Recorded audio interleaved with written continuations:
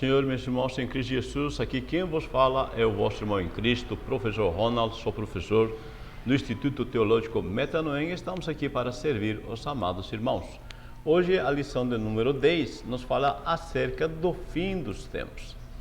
Então nosso texto áureo está em Lucas 21, versículo 27, ok? Aí você acompanha, se você tiver sua lição, né? Acompanhe, se não com a Bíblia mesmo. O texto de Lucas 21, 27 nos diz: e então verão vir o Filho do Homem numa nuvem com poder e grande glória. O nosso texto, aliás, nossa verdade aplicada, né? Nossa verdade aplicada diz: o discípulo de Cristo aguarda em vigilância e oração perseverante a volta de Cristo. Nós temos três objetivos. Primeiro, apresentar o sermão escatológico de Jesus no Evangelho de Lucas. Logo a seguir, apontar advertências e garantias sobre o fim dos tempos. E, por fim, ensinar quais são as atitudes exigidas dos discípulos ante a expectativa do fim. Nosso texto de referências, Lucas capítulo 21, versículos 31 ao 35. Você lê em casa. Vamos aqui para a introdução. A introdução nos diz: todos sabemos que a era atual terá um fim e devemos estar aguardando a vinda do Senhor Jesus Cristo. Isto é de suma importância, tá?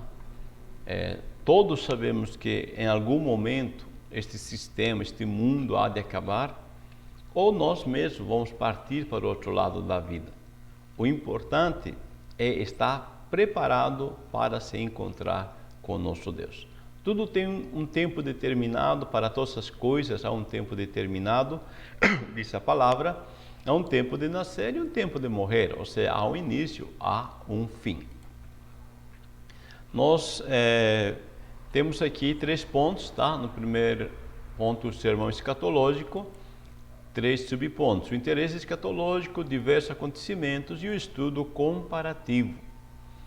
Quando nós falamos em Mateus, Marcos e Lucas, que está registrado o sermão escatológico, alguns o identificam como o pequeno Apocalipse. Então, o sermão escatológico nos dá uma visão assim, de um fim, tá? Ou seja, como se fosse o Apocalipse. O interesse escatológico. O sermão foi proferido a partir do interesse demonstrado por fariseus e pelos discípulos.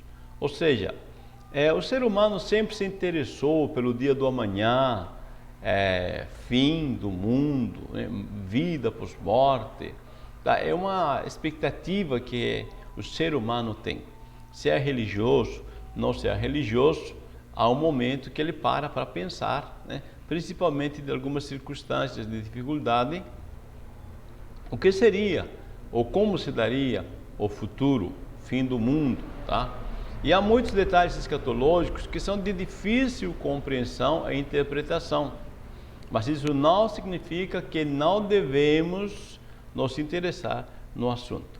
Então, dentro do sermão escatológico de Mateus 24, Lucas aqui, no caso 17, 18, tá? Até o 20, né? Existem algumas questões muito delicadas. E nós temos que ter paciência, tá? Ninguém entende esse tema de escatologia se não tiver paciência. Diversos acontecimentos. Em Mateus 24, versículo 3, diz-nos quando serão essas coisas que Jesus estava falando acerca da destruição de Jerusalém, né? Que sinal haverá da tua vinda e do fim do mundo. O contexto de Mateus 24, se você observa, diz que os apóstolos ou os discípulos estão saindo do templo juntamente com Jesus e dizem: Senhor, olha que pedras. E Jesus disse: olha, não ficará pedra sobre pedra. Então, eles perguntam: quando acontecerão essas coisas? Ou seja, que não ficará pedra sobre pedra. E depois perguntam: que sinal haverá da tua vinda? Ou seja, a segunda coisa. E depois do fim do mundo. Então, em Mateus 24, você tem resposta para 3 eventos, ok? 3 acontecimentos. Então você não pode misturar as coisas, tenha cuidado quando você estudar. Então, ao ler o texto, devemos tomar em conta, ter em conta o cuidado de perceber essas 3 questões para ficar mais claro. É interessante que essas 3 questões se entrelaçam, se entretecem, né? Fazem um tecido, ok? E é bem difícil você discernir, porque ao mesmo tempo que se cumpre, não se cumpre no total, se cumpre em parte, e é uma profecia que se estende, tá, à questão futura. O estudo comparativo. Então, a melhor forma de estudar esses textos, né, e todo o texto bíblico, na verdade, é comparando as passagens paralelas e os assuntos paralelos sobre o tema. Então você pega Marcos, Mateus, Lucas, compara, tá? Nesse contexto, né, do sermão, tá, escatológico. Mas se você quer ampliar a visão, você tem que começar lá em Gênesis, porque a escatologia inicia em Gênesis e ela se desenvolve até o Apocalipse. Então, a escatologia não é só, né, como alguém pensa, é Daniel, né, e Mateus, o Sermão do Monte, Apocalipse. Não, a escatologia vem de Gênesis a Apocalipse. Tá? Então, é bem amplo esse tema. Advertências e garantias. Não vos enganem, não vos assusteis e não perecerá. Jesus transmitiu advertências e garantias que são aplicáveis e essenciais aos seus discípulos em todas as gerações. Então, entendamos, tá? Isso que Jesus disse se aplica para nós hoje. Não vos enganem. Disse Jesus: acautelai-vos, olhai e vede. Veja, essas palavras transmitem a ideia de considerar, prestar atenção, citando como uma forma de cautela, tomar cuidado com. Então, Jesus nos mostra, nos está antecipando que viria pessoas amantes de si mesmo, trazendo falsas interpretações, tá? Essas falsas interpretações dadas por os homens maus e enganadores, que eles mais correm atrás dos seus próprios deleites, prazeres. E essas interpretações errôneas podem nos levar a não valorizar a vinda de Cristo. Então, ninguém você engana nisso. Se você está ouvindo, confira com a Bíblia, confira com a palavra de Deus, leia, releia, pense, repense, questione, tá? Para você não ser enganado. Então, aqui é considerar os detalhes. Então, vamos ter muito cuidado, né? Porque, lamentavelmente, às vezes as ênfases, né, da mensagem não está na questão da vinda de Cristo, está pronto para se encontrar com Deus. Não vos assusteis. Diz: não vos assusteis ou não vos perturbeis, são termos que indicam descontrole, medo paralisante, mente tumultuada. As nossas emoções devem descansar na palavra do Senhor. Quando Jesus disse: vai chover de guerras, guerras, rumores de guerras, terremotos e muitas coisas parecidas, não os assusteis. Tá? É importante isto, porque Jesus está dizendo: eu já estou avisando. Descansa. Né? Tudo que está vindo, né, são prenúncios, tá, para nós, e são do lado positivo.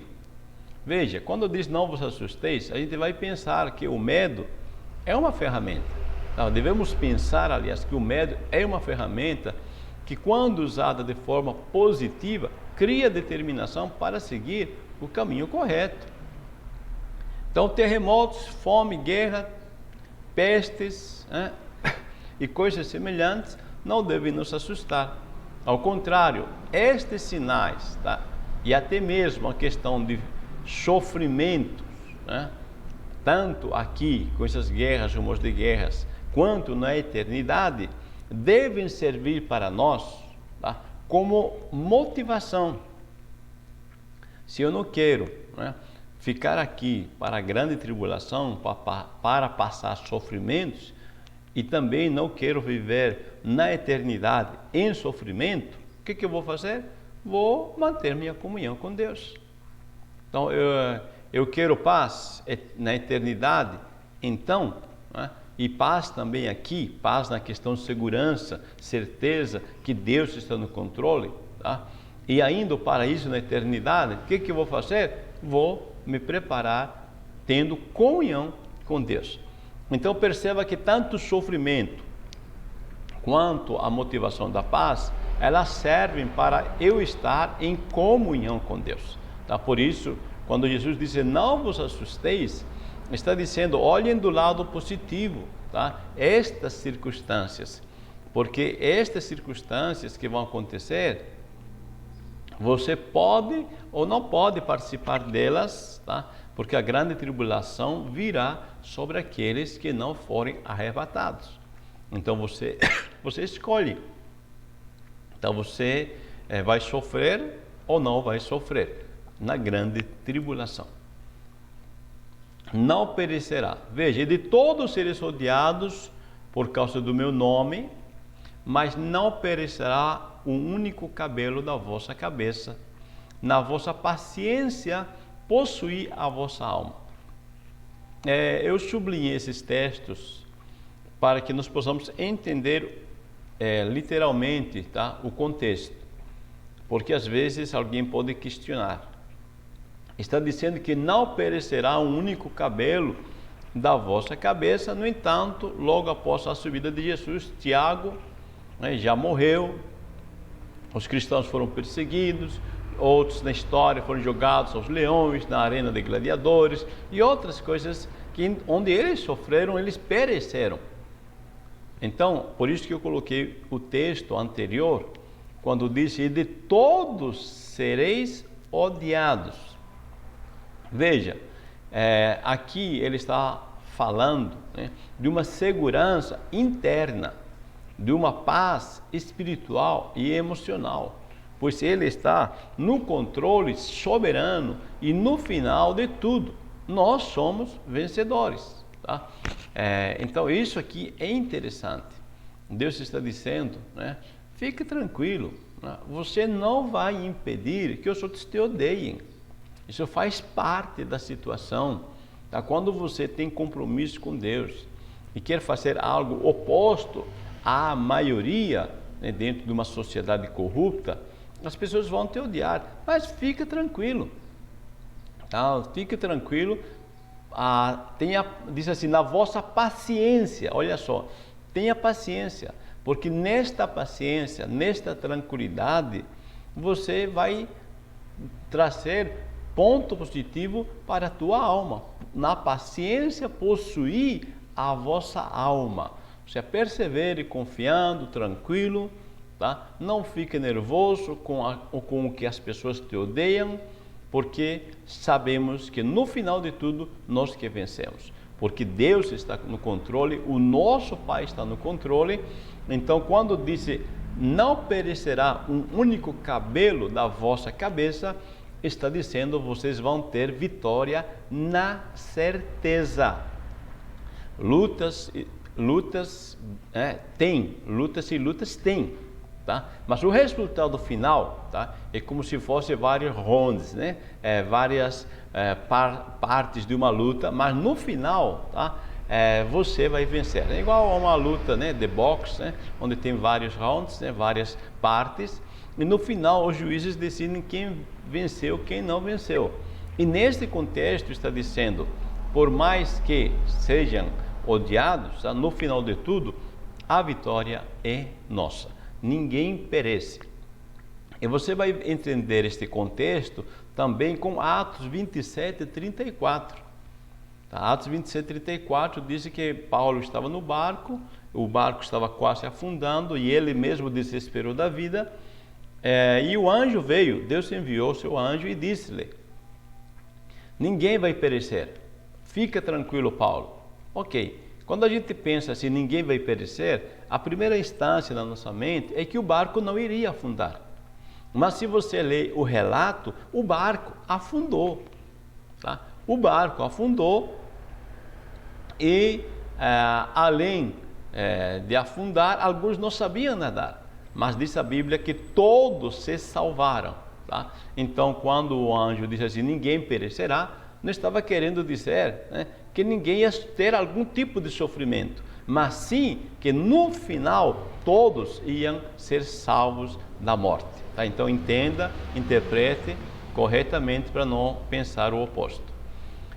Atitudes exigidas dos discípulos: olhai para cima, olhai por vós, vigiai e orai. Abordaremos as atitudes exigidas pelo Senhor por parte daqueles que dizem serem seus discípulos. Olhai para cima, olhai por vós, vigiai e orai. Veja, eu coloquei aí um leão para quê? Para mostrar para você, tá, que uma atitude depende de quem você é. Tá? Você entender quem você é. Então, um leão, né, ele fica tranquilo, deitado, né, confiante, porque ele sabe quem ele é. Então, as atitudes vão depender muito de nós se identificar com aquilo que o nosso Deus é, com aquilo que Jesus é. Jesus é o leão da tribo de Judá. Mas Jesus é alguém que nos mostrou paciência, uma atitude de vencedor até na morte. Olhai para cima. Ora, quando essas coisas começarem a acontecer, olhai para cima, levantai a vossa cabeça, porque a vossa redenção está próxima.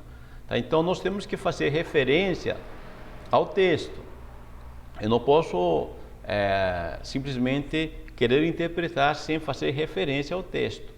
Quando disse, olhai, quando essas coisas começarem a acontecer, ou seja, essas coisas, está se referindo ao versículo 26, né? Quando vai começar as guerras, rumores de guerras, terremotos, vai acontecer dificuldades.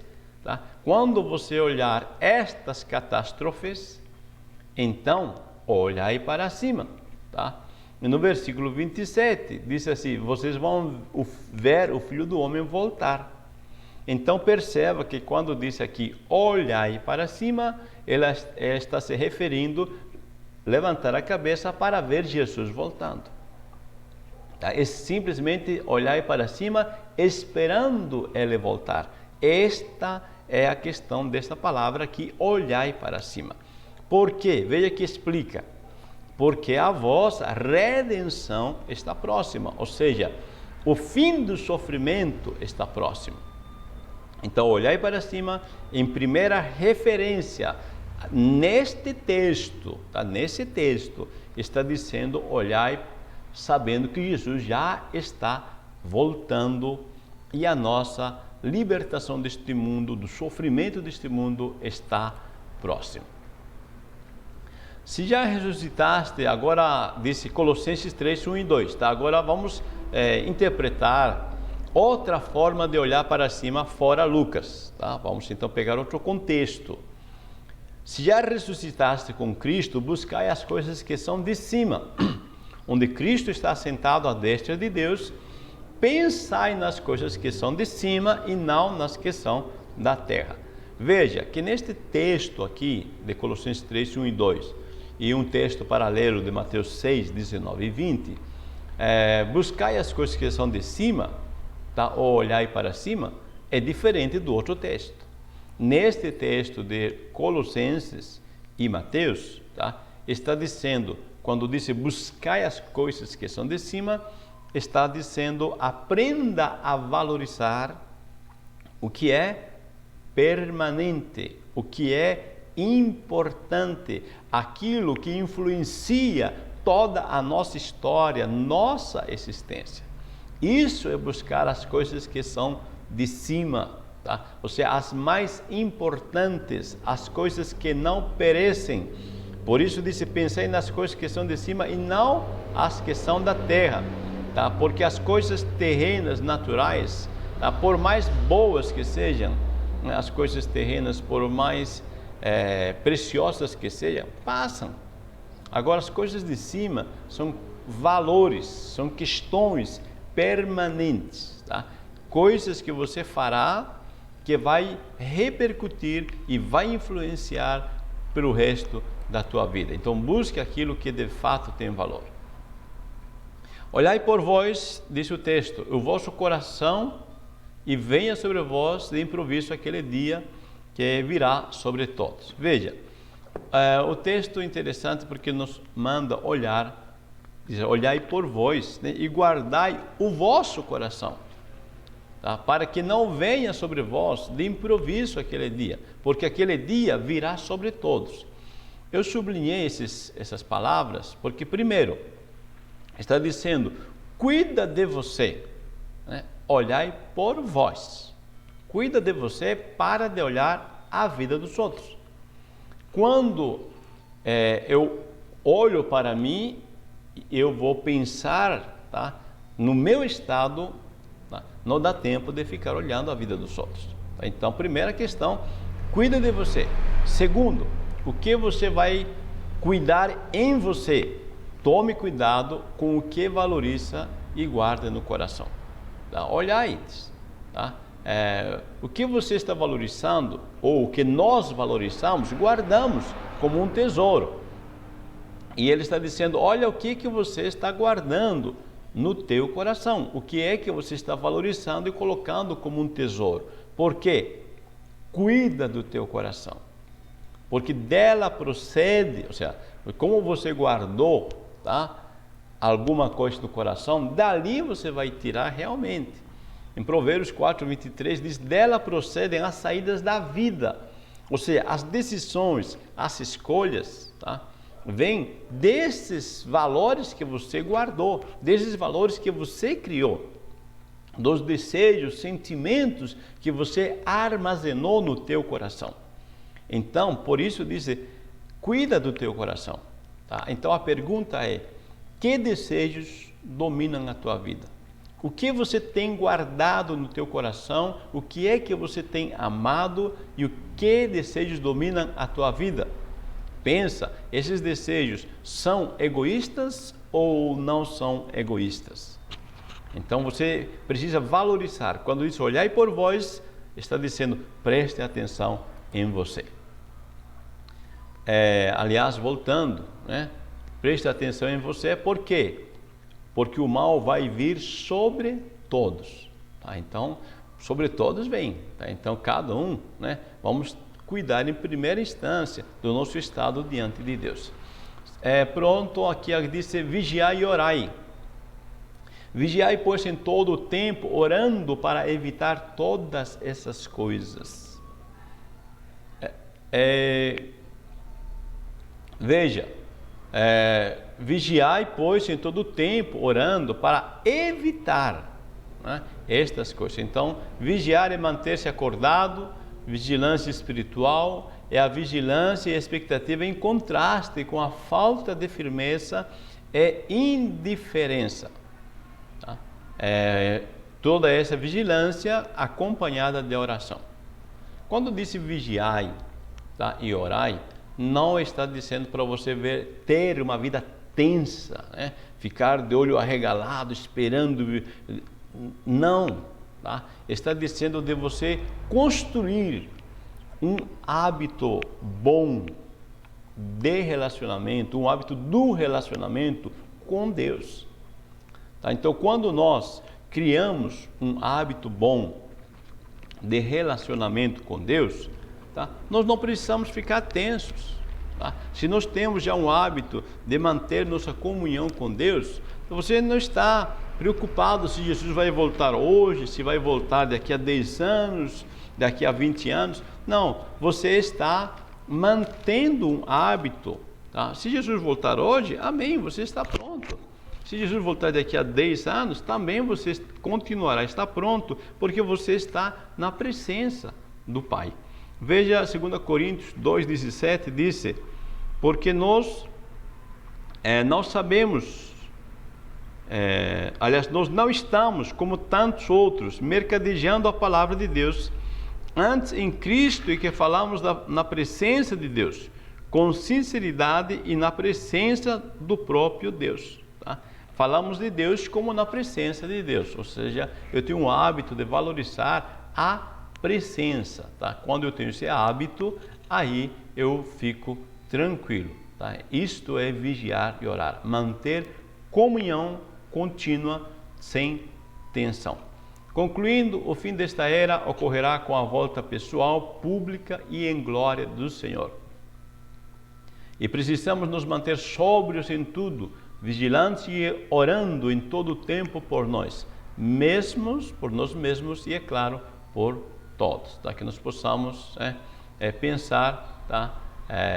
Com seriedade este assunto. Deus abençoe, meu amado irmão, minha irmã, por ter chegado no final.